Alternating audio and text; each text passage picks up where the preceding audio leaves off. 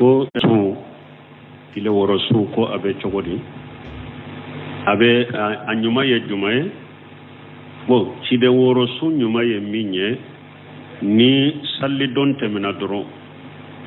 hari ni mo min be sala ni salli don doron de sunye haramu ye ni salli na salli don kelay o de sunye haramu ye bo ato su dagariye ni salli don temina doro ni mo min be sala ibi katile woro su damina kutu nyona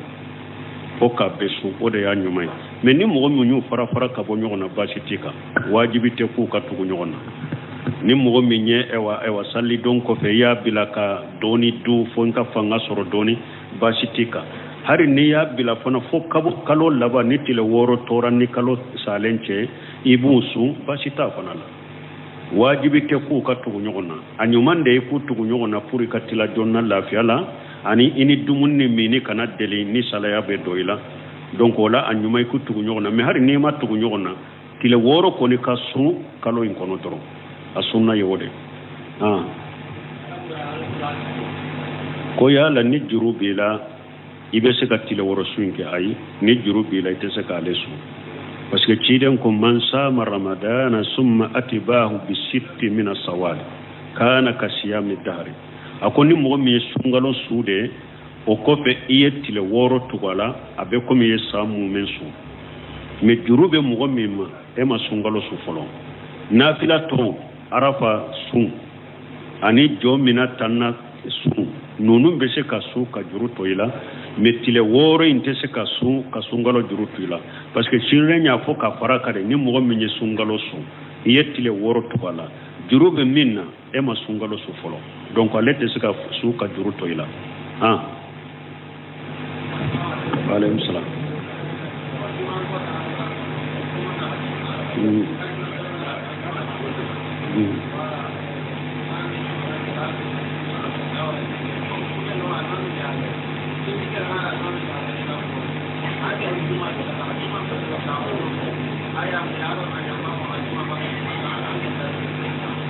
bon ni nyem fo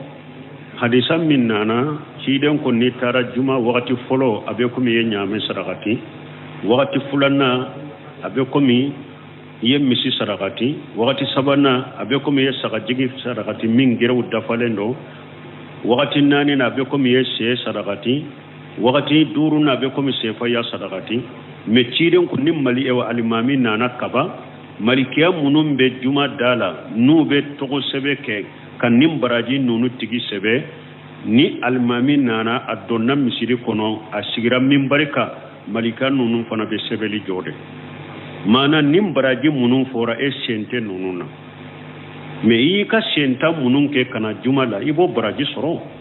ani juma fana farda binna ka boyka juma salli nyere baraji iyo soro juma salli farda binna ka boyka men ni sebeli munun tumbeke ni wakati nunu baraji nuka fasamanta munun fule ni sento de la parce que ni malikiya ni alimami nana doro uli be papier kuru be sebeli jo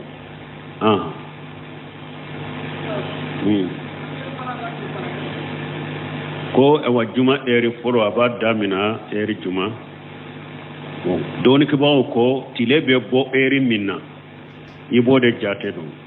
tile be bo eri minna ibo jate do ni o jate do tile be bo eri minna mali sunna misiri chama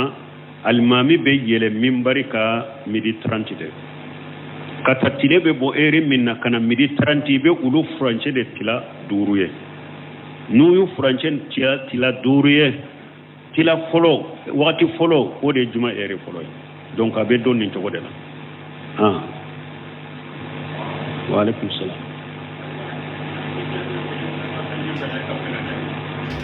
ko ika koliji ibe se ka saliji tala kasoro sabune tala aw ibe se ka saliji tala e yere korani jiminya to ibe se ka saliji tala har ni sabune bala ni sabune maji to ko bala saliji be se ka tala mais ni sabune ndonna jila ni ya ye fo ji to ko bora la ba fo ninkera sabune ji ni mo mi nya ye dura ba fo sabune ji to ko minana la wala donc ite se ka saliji ta wala mais ni sabune ya nyaada yele mama ji to ko bala na ayera ko ni mo ba fo ni ji de sabune ko ni bala ya damu yele mo be sabune ko ni bala ya nye yele ma mais jide do ka ji to imbala saligi be sahaka parce que sabune fen sobilende fen sobile sabune ye fen senemande fen seneman te se ka ji tinya abara fo na ye ji to minala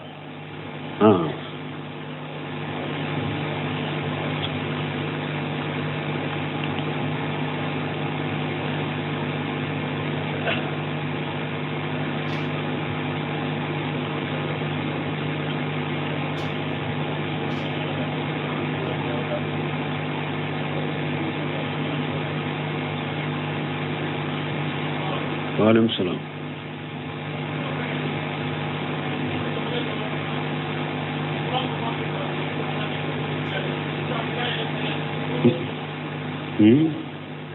bon ko an ka jamana kono ko an tumba me ko faransi mo be ala nani be islamiyan nani be kiran nani ko mesisa abeke an yere fe ya conseil juma bambolo conseil min bambolo an ka sagi kata alama wama asabakum min musibati fa bima kasabati aydikum ya fu an kan mogo folo munun tumbe jamana kono ya sunna mogo folo munun tumbe jamana kono ya we sunnata unu ka dogoya mogo tumbe sirunye unu ka dogoya mogo tumbe sirunye bidia mogo be sirunye musirku be sirunye terekatigu tumbe sirunye sunna mogo folo munun temena ya unu ka dogoya parce que uyu ka sunnata u ka sobela u ka sunna ni tilonke tuntu bolo o kera sababu ye fana ala fana ye mogo lasirunye ni mogo min sirana ala nye ala be mogo lasirunye mais ni mogo masira ala nye ibe sira fembe nye ni mogo sirana ala nye ala be fembe sirinye mais ni e kam fana masira ala nye ibe sira fembe nye bo anka sunna mogo folo munun tunye ulu fan ewa unu ka doya bidia mogo tumbe sirunye musiriku tumbe sirunye terekatigu tumbe sirunye nu kuma na yoromi dero bebi yere nyini nu be yoromi fana bebi yere nyini har fama kunda u doya fu ko nu ulu ko ni erenyonke ka Quran ka sunna mo folo nu ye kufula jeman tigi kelenye ube bumbo sitigi kelenye no ijabe tige parce que ba soro ulu te foi no fe nu ka dinate iye na folo yirulaw iye joyoro yirulaw iye fengure yirulaw unu ka dina komin tara unu ka dina komin sigira o de buddu sungoro foi to bo kono o de yato ala yu tangalu ka wakati nin ko suguma ke mais am munum sunna mo mul laba munun nana an ko sunna ala nya siranya dogora anna jinya kanu donna anna an ko folo sunna mo ye minke ulu ye tinyali de ambe ka faranyo ka dro an ka be ambe de balima kelew ambe de jamana den kelew ambe de salama kelenya beka faranyo kate o de kera sababu ye bidia mo ja farilla kata sunna mo ko ja sunna mo be siranyede sunna mo bannegede fo sunna mu ya me sunna munu bu dambe kata sunna ma o ya me ulu yere da anku nege anku anu kasbe anku nege jango ya do bo an kala nyino fana do be ante se ku soro fo anu ka fara nyogon kade o yenni bemme sunna mo yere nenka kan nundo ula o kera sababu ko ja togo yate mo nunu mbolo min kada nyambe se ka fo min kada nyambe se ka ke keneka dogota la tuguni min bankono ja ambe se ka fo sunna mo haqiqa munun jolen tumbe ni mo be surunya ja ote tuguni donc am bagnere de kam masiba kon anye sunna fege yali min kede ka ewa modo fili min do sunna la de ka galonni tinya min faranyo kon kade ka fombe bin sunna ni bidia min faranyo kon kade ka galon ton bilale munun kede nonun de kera sababu ka mo ja fare sunna manin ko sugo yansoro yaro sunna ni bidia te faranyo kon ka bara fo kelende be kelembo sunna ni bidia te faranyo kon ka bara kelende be kelembo donc faranyo kon non de kera sababu ni sunna mo ma ja fari ulum jama fari uluma jo katile ka bidia ge bidia be sunna ge donc o de yansoro je nyogo nyandi ton nonu de fule ka ke sababu ye bidia ba fe ka sunna ge uye fanga soro sunna ka ute same sunna mo matuguni ute malo ya sunna mo matuguni ute sira sunna mo yetuguni sunna mo de be same ulula sunna mo de be malo ya uluma sunna mo de be sira ulunye sunna mo de be boli uluno fe bonninde to no diya to ala nani ni bilala keneka cire nani ni bilala keneka ka qur'ana dogoya abirala keneka anyere ka bolola bara nan kan masibadi do وما أصابكم من مصيبة فبما كسبت أيديكم ويعفو عن كثير أني شغل الإسلام بن تيمية يمينفو أكو وكل شر في العالم وبلاء وفتنة وقحط وتسلط العدو سببه مخالفة رسول الله صلى الله عليه وسلم والدعوة إلى غير الله شغل الإسلام بن تيمية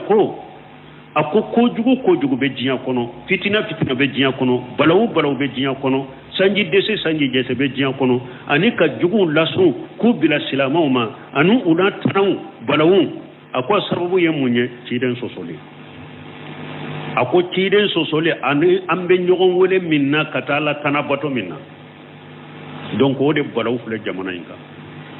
ciden sosole min benen jamana kono ni sunna imbilala de ko caman tara monto munu mu dambe kata sunna ma o tara ko caman de monto kado sunna kono minte sunna kono ka ciden soso ka nyogon wole kata tagoti yani fulanka fo yama ambode tora kono ode yato alannani birala kene ka jamana in kono ode yato alannani yera jamana in kono ciden nani ni yera jamana in kono tomi kera jamana in kono mun kama ciden soso min bambolo sunna sosole min bambolo ambe nyogon wore ma kata ala tanamin ani la jarabi ala yalla jarabi de puru mali donike bagaw mali munu mudambe kata sunna ma haribbi ala yawla jarabi an ka saganko ka fonyi kodo ke min mani ala ya jugu la suku bilamma an ka saganko an ka tubi an ka ta qur'anama ci ala ka qur'an an ka tubi katama an ka tubi an ka saganko an ka ciden ka sunna mina ala fa musalafu sari la jarabi do Allah yalla jarabi dan ka sage ani fana furu doni ke bagaw sunna doni ke bagaw ani cinya doni ke bagaw ani silama nyumaw nunu nyogona ke kunyede aka kuraji soro aka nye shaka qur'ana maka kala kanye aka nye shaka sunna maka kala kanye furu nin kollan kulo nin ko jugun nunu abese ku kumbe chukome ka jonye ayet sage kata kalama de kataka qur'ana kala ka famu kanye ka risau kala ko famu kanye aka doni ka banyuma munun tamina nyanka sage katuka kitabu ko kalu kanye puru ambese ka jo nin tinyali kala unye chokom la nyini yo ode la jarabi yo ulude kalanka ke ambese ku kumbe chokom qur'ana ka kala ka famu harisau ka kala ka famu sarfu salu ka tabolo ka kala ka famu nambe se ka tinyale nunun kumbe chogome ka jogunye ala yalla jarabi de donc ambe min fo o yenninde ka surnya ambe ala deli jamanai ala ka suma ka hakiliman dama kan sagi kata qur'ana ma afamu ko nyuma kan sagi kata hadisa ma afamu ko nyuma ani de pigale tinyane ngalo ma wule ube sienta de la de pigale para tinyane ngalo be kele de ke me tinya tigun ede ka fari kana faga ni e bimbe tinya ka e fari kana faga de e fari kana faga e kana lafu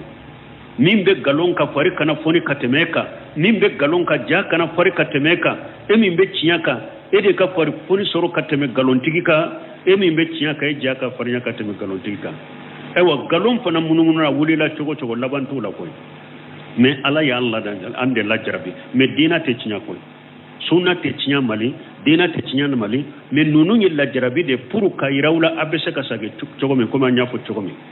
وما أصابكم من مصيبة فبما كسبت أيديكم ويعفو عن كثير جهر الفساد في البر والبحر بما كسبت أيدي الناس ليجيغهم بعد الذي عملوا لعلهم يرجعون نونو كونيو أودي سينو نينغالو نونو ني الله ناني نقران ناني أني دينا ناني نونو تلبون فما جبادون فيذهبوا جفاء وما ما ينفع الناس فيمكث في الأرض ألاكو ako tiyanin galon misaliya be komire ni sanji nana jiwoyo na wulila kankan de be sanfe ibe kankan de jiwoyo sanfe ne alako ni be mo min kalama kankan be tana yereye ji nyere min be mo nafa o sabati lembe to galon ne tinya bo to de la koy ni galon jama chayara to ni galon kambora chogo chogo ni galon mankancha yara chogo chogo fama jabadun fayajhabu jufa galon betare doro labate nono no la jarabi de doro comme on be jamana kono anye nyana mo ya chogo minyele man anye dina yele mali minke anye sunna yele manu munun kede anye tonjugo munun dila ore kala jarabi banka sino mo tete nin dina la nin kunyere doro ala ye doni de iranna an ka se ka saganko ala ka sagin ko kata qur'ana ni sunna mala fa musalaf sali ala ko no yanye wa alaikum salam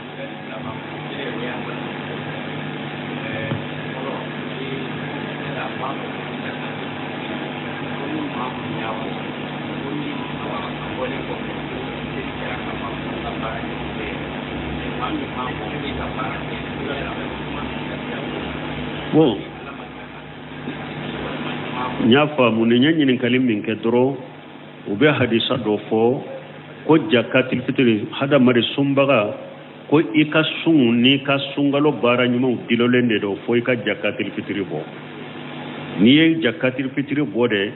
ika bara ube yele ube mina ni ma jakatil fitri bo ko ika bara ute yele ute mina hadisa sahalente ute kuma sahalenye hadisa sahalente ika sungalo bara nyuma ani jakatil fitri borwe ute nyogo sala bal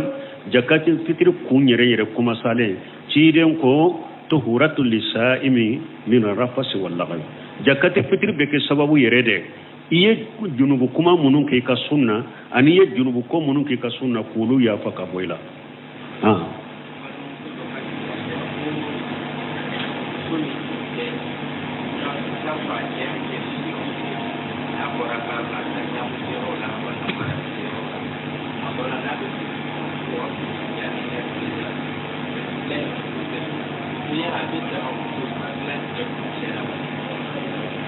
bon ko ninye muso de ka nyininkaliye ko alek te sabati sokono iba soro abe tadamu joyiro wala abe bo na bena wakati dola ko suineri wakati abe daga ekat dilantige o nawa irjalu qawwamuna lan nisa silamiya sariya ye wordu di de ma ni aye aka muso ye abake kasoso aka awaju ni wajuli manye aka dilantigala inde be dilatige musola pourquoi e waju ikasage ko me muso de be emara na yen ko sukuke na be se ka konnanja min kai ibode kai muso fana be se ka konnanja ki ka be se ka kuma fe ikele na kele ka kuma fe ka konnanja ke ka nyina fe iba ka sabatren ka to sokono ebode ke uba kam mo nyuma munun be abe same mo munun abe malo ya mo munun ma ka fo ulu ye jiju koro ulu ka toka kuma fe ka nesi haka ka konnanja ka fana be sabata ka sokono chogomi na be yala ni boli bila ibo ulu de ke o de be eka me eka na fo ku ibe dilantike dole ke ba mo bafo ka bu muso ni e yere yado nchebe ewa nka hake do be yin kumanti nka hakela bro se munu bo fo ka kumala me ote ni nko sogo yede ika hake wajibile mumbe cheka ni che yi kumanti ka hakela she bala banaki ka hake dima e yere fana bado ni ne fana ye dilanti gala mbinka hake so no semino ko abe daga iko ke me ni yere ya do re ko dilanti ga mbanya de mbinka hake so abe daga iko ke ki ka hake nyine me ni nko sugu de ay ko abe bode e tara dilanti gala bonna ako nyi bila sinya keledo ube na ko ni ode do ni mana yere sinya keledo donc wala ante enya maria ka ella su ko e ka dilantike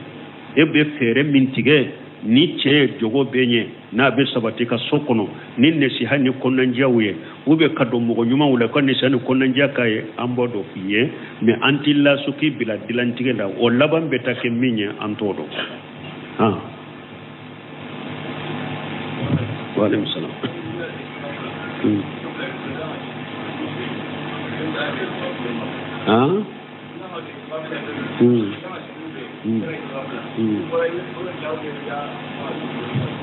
كل مصفلا بيبولو sungalo talaba idonna itikafula me ikanka shimin fe komi bisui o suinde yetara do itikafula ima siafe bonni bora itikafula ebe turu nke chokodi ni bora itikafu la etumba fe kata shimin fede me nima shiafe tara do itikafu la ni bora itikafu la ibeta o kaddo inde shiafe akaddo min nima shiafe ibeta o de shi alefe o kofe ibe ikaturu kontine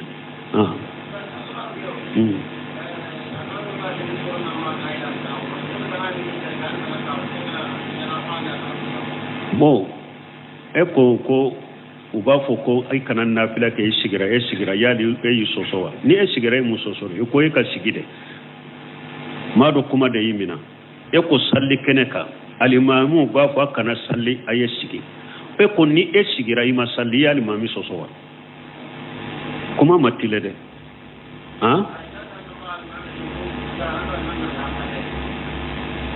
ayi e ma fo alimami ko e kana salli ka sigiya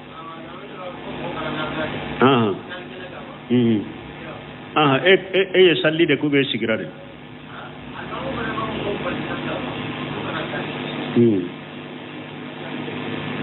bon ako e kana sallira de wa ube sigirade wala kuma tilela sisade alimamu ba fo salli kene ka kana salli aye siga kana sallire ya alimami sosowa kuma tilela sisade ima alimami soso nenna parce que ewa minye misiri koni ni salli kene kera misiri de kono ni donna misiri kono ka misiri folera kan fula salli kuma tola kuma kelen de don ke bolo ni ciden ko ni donna misiri la kana sigi foy kara kan fula salli nu ye salli kene ke misiri de kono ni donna misiri be kan fula salli de o ye misiri foli kuma be yoro juma sisa ni salli kene kera kene de kama ke misiri la na kera kene de kama ke misiri la don ke baw ka ñogon soso be yande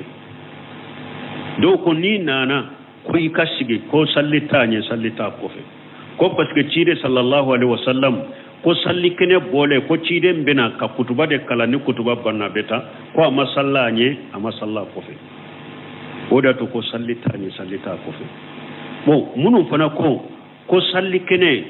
ko ika salliye ko salli kene ko ciide nye misiri kiri dama ko parce que ciiden ko salli do ko muso be kabo kata salli keneka ko hari muso munum be kalo bola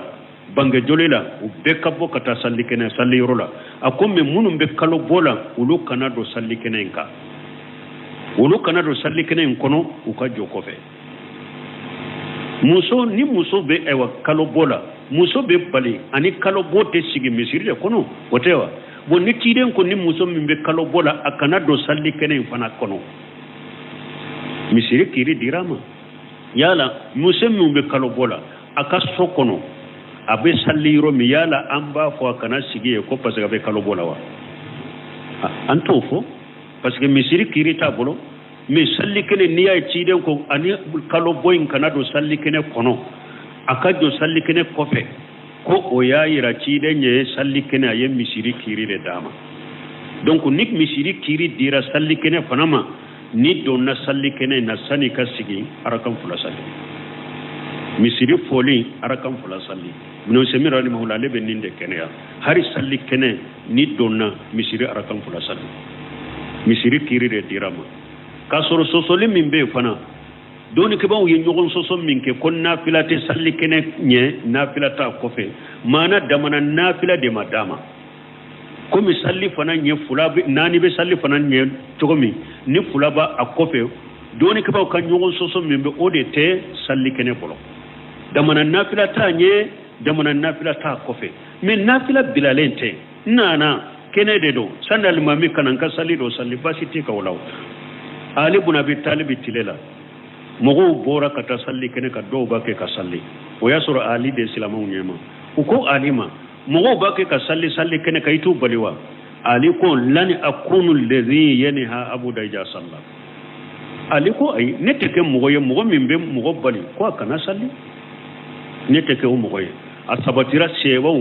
do tumbe salli kene ka donc doni ke ba ka kuma sahalenya minye salli kene salli beke ni mogo min tara sani ka sigara kan fula salli misiri kiri de ba bolo woye misiri fole ni mogo min ko abe salli fana hari ni misiri fole nganiyate sani ka sigi be salli basita tigika aka salli donc ni sallira ima alimami soso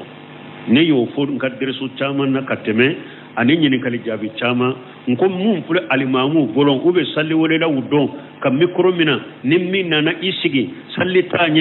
ta ko fe qata udon mogo bilanu yere akano ununu fo mikro la ye mogo bilanu yere ni mogo min nana sana kashiga sallira alhamdulillah ni mogo min fana nana asigira ni yere ye o fana e wa doni ka ba do yo fana fo aye mogo bilanu yere salli keneka me kam mikro ta akana salli ta nya ta ko fe hari mimbe salli la tige nya to yede o manka ke aye mogo bila salli keneka ni min nana a sallira sana kashiga alhamdulillah o adelila uba bolo de law sabatirala ni min nana ashigira fana doni ka ba do yo fana fo basita fana la an be min fo salli keneta alladinatu daima li bosil mo lifta yenni ndefo salli kene ni nana salli kere le ma dama nya ma dama kofe ni min sallira aya bila ni min sigira fana afana ka shigi wa alaikum salam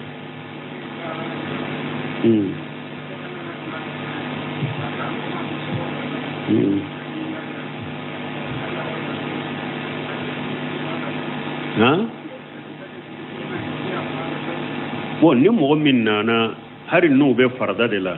ni nana kalima min jamato farada la be do ite salli jolitila bon ni nana ube nafila fana de la ba fe ka faru ko ni safo ngani salli kortate salli jolite de mebe kabaru ko ni ke i jolembe allah akbar takbiratu hirami ibo de ke ka faru ka salli jolite ka ko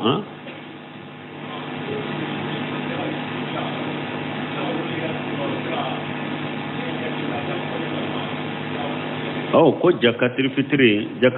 nyuma ye minye ebe yoromi ulu ka fantaw ibi ka jakatir fitri je uluma me don ko ko balili tala na yasur e ka demba ya be yoro werela abe daga ika fu ye ku ka jakatir fitri bo o yorola ebe fana be se ka fo e ka demba ya fana ye nu be bursula aya toye ne ba ka jakatir fitri bo ya basite nisila afula be basitala ni Allah sonna inshallah ko wakati sera bo ambe ala deli komi jamana yi la hala min be bado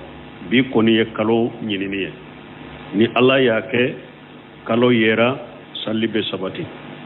donc ni kalo ma ye fana ni Allah sonna sini ambe donc me abe fula de la ambe Allah deli ambe do min ke jamana yi Allah ka sabati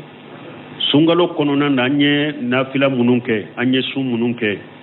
ala kuminanye anye qur'ana kala mununke ala kuminanye antum beleze qadri nyine min alaka ke na do nangar jagela